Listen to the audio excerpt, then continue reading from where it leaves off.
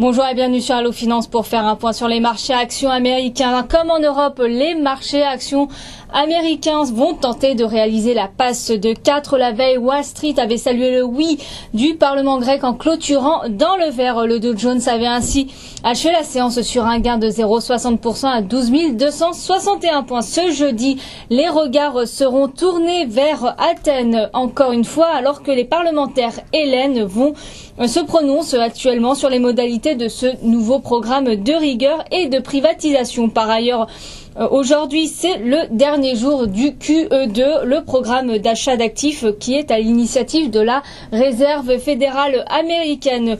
Sur le front de l'emploi, les nouvelles sont décevantes. Les inscriptions hebdomadaires au chômage s'inscrivent en léger recul, certes, mais la baisse est beaucoup moins forte qu'anticipée. Les publications de sociétés se feront également l'actualité. Apollo Group, Constellation Brands ou Darden Restaurant vont annoncer leurs comptes dans la journée à une demi-heure des premiers échanges. Les indicateurs avancés évoluent dans le vert avec un Dow Jones qui grimperait de 0,19% à 12 214 points, un S&P qui progresserait de 0,18% à 13 006 points, tandis que le Nasdaq s'adjugerait 0,26% à l'ouverture. Les inscriptions hebdomadaires nouvelles au chômage ont reculé de 1000 pour la semaine close au 25 juin pour s'établir à 428 000, un chiffre qui déçoit alors que le marché attendez 420 000 nouvelles demandes. À 15h45, les opérateurs seront attentifs à l'indice PMI de Chicago. Du côté de l'actualité des sociétés,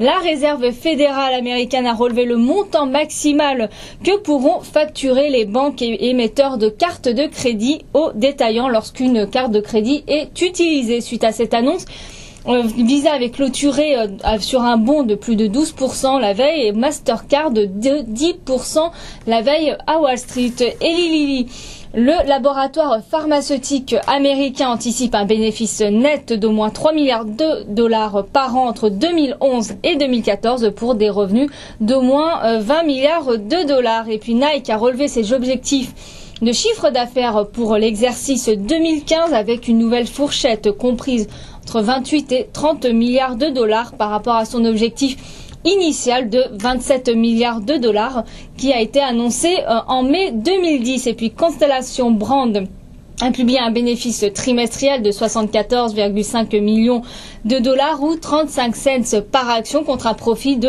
49,1 millions de dollars ou 22 cents par action un an auparavant. Le groupe de spiritueux bat le consensus qui était fixé pour sa part à 37 cents par action. Et puis sur l'ensemble de l'exercice fiscal 2012, le groupe vise toujours un bénéfice net par titre compris entre 1,90 $ et 2 $. Voilà ce qu'on pouvait dire sur les marchés américains. À très bientôt sur Allo Finance.